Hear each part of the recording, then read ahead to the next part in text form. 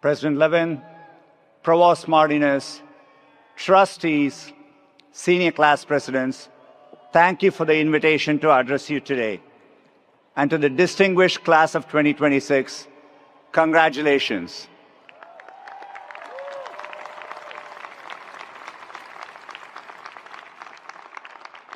I must warn you all, this is only the second commencement speech I've ever given. The first was literally in my backyard. It was the spring of 2020, right in the middle of COVID and lockdowns. We were filming a YouTube commencement for the graduates who couldn't have their own celebrations like this one. When I look back on it, I see a time of great anxiety. I see the empty space where there should have been an audience. I see the haircut I gave myself right before filming. In fact, I really wish I could unsee it. Today, what I see in front of me is how graduation should be. Graduates celebrating together and with the people you love who have supported you on your journey. Your parents, relatives, friends, professors, and everyone who helped you reach this milestone. Let's give them another round of applause. They deserve it.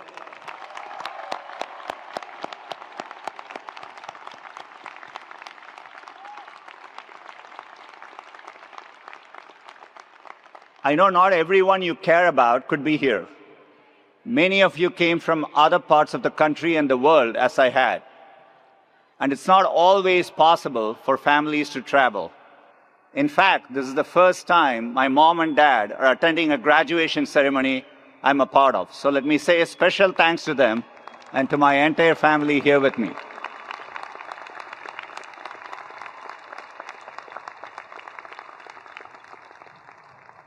I know today is about giving you all advice, but people have also been giving me a lot of advice on what to say.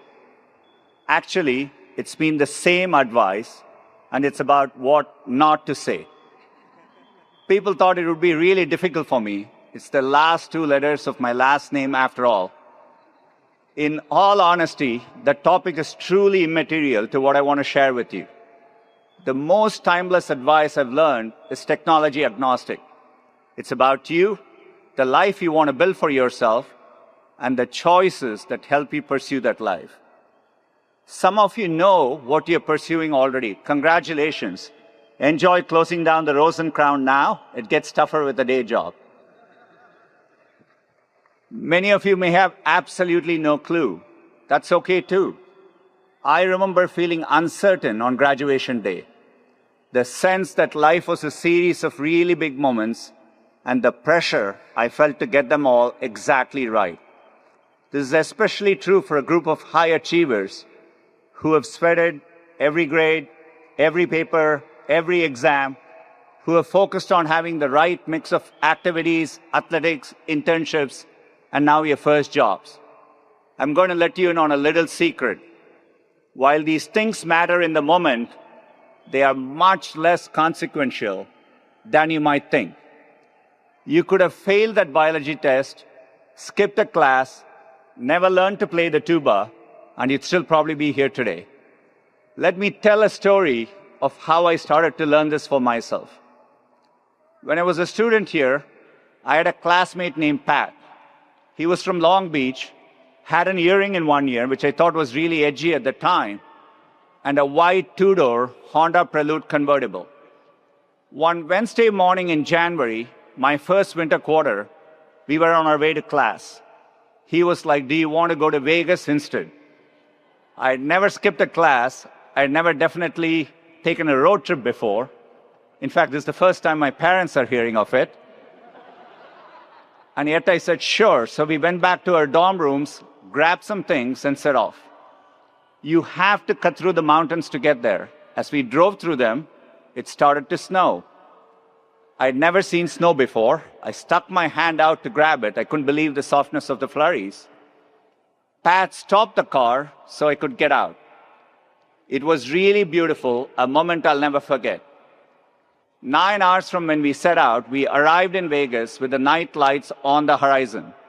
I didn't know what to think. Pat taught me how to play blackjack. I started with $5 and did manage to win about 15 more, and was like, I'm out. We didn't have enough money to stay long, so the next day we started the drive back. No one seemed to notice that we had missed class. For the first time, I realized the world won't end if I relaxed a little. You're going to face a lot of moments in your life. Only a few of them are really important, and you need to get them right. Picking a partner, choosing whether to start a family, a bigger career pivot. Those decisions require time and intention. However, you will face many more moments in your life that only seem really big. Thousands of them, in fact. And very few of them are make or break. Your first job out of college, the city you move to next, whether to take that road trip. While those moments add texture to your journey, they rarely determine the course of your life. But if you're able to filter the signal through the noise, you can nudge your life in these moments into having the impact you want.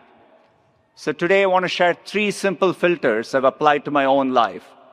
3 filters that have helped me get more moments right than wrong and took some of the pressure off. First, choose optimism.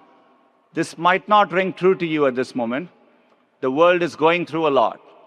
Global conflicts, economic anxiety, a rewiring of technology, information overload, all at a fast pace. It's easy to look at the news of the day and think that we are living in uniquely challenging times. For me, it's helpful to remember that each generation has faced hardship in their own way. We don't get to choose the world we graduate into, but we do get to choose how we frame our circumstances. This was something my parents instilled in me at a young age. I grew up in the vibrant city of Chennai, India.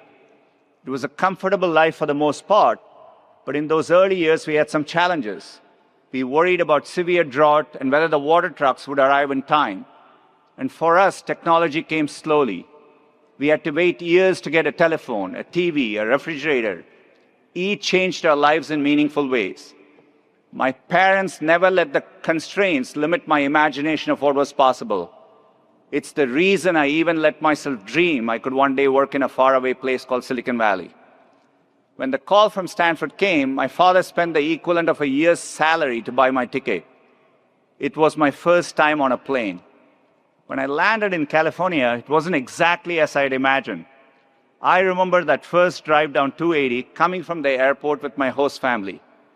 If you're not from here, California is advertised as being really lush and green. But when I looked out the window, it was more brown. I guess I said this out loud, I'm not sure why. My host, Mrs. Jane Earl, gently corrected me. We prefer to call it golden, she said.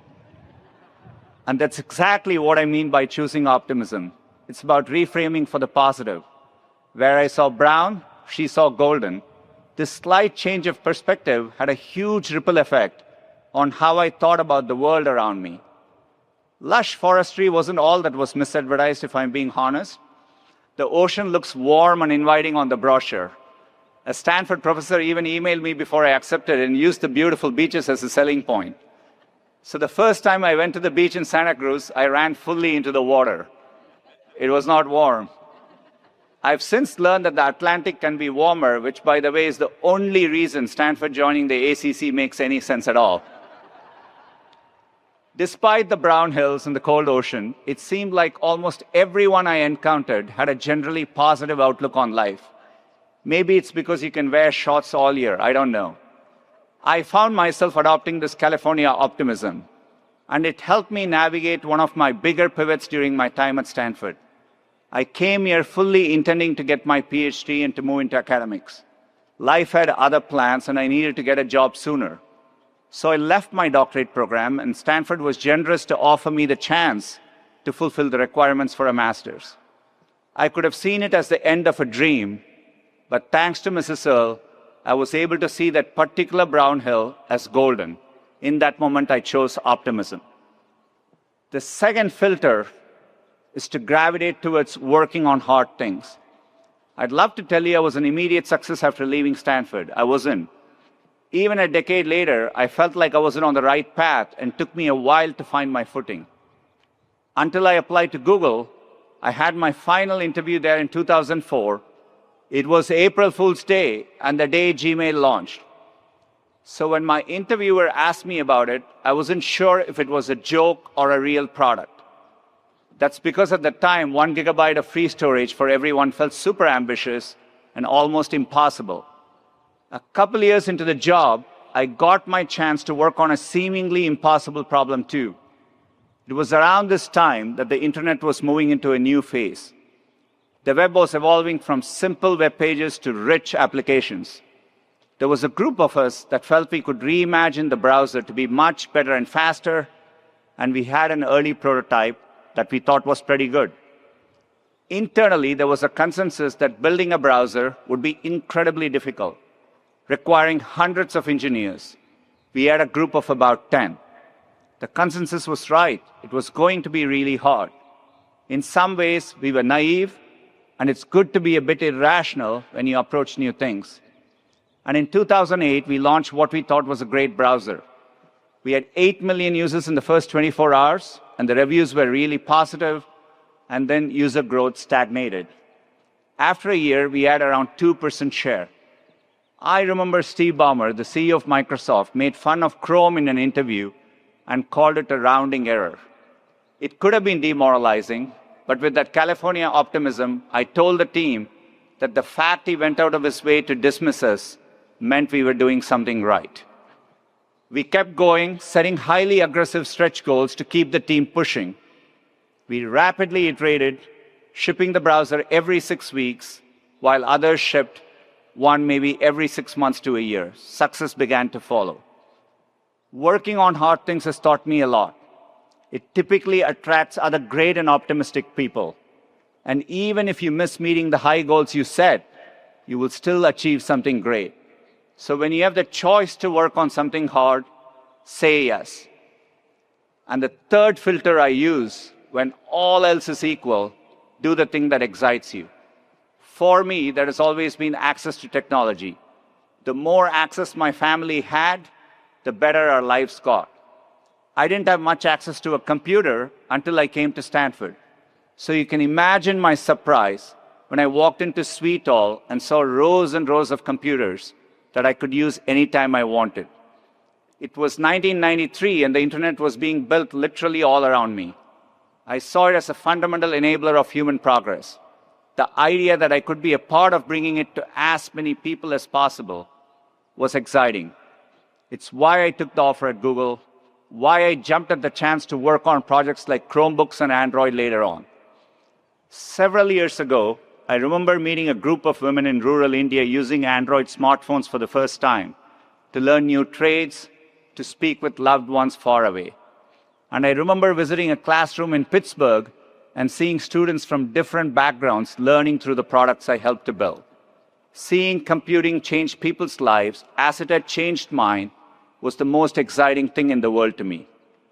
So as you look at your own path, don't focus on the thing your parents want you to do, or the thing all your friends are doing, or that society expects of you. Instead, think about the things that keep you chatting excitedly with your roommate late into the night, and go do those things. Class of 2026, I genuinely believe you're the most capable class in history, at least until next year's class. That's how progress works. You have thousands of moments ahead of you. The important thing isn't to get them all right, it's to find a way to keep moving forward. Sometimes we end up somewhere wonderful, like a beautiful snow-capped mountain. Other times we end up in, well, Vegas. Both are a gift. You already have the California optimism to see life's golden hills and a Stanford diploma proving you can do hard things. Now go out and set your heart ablaze. Congratulations.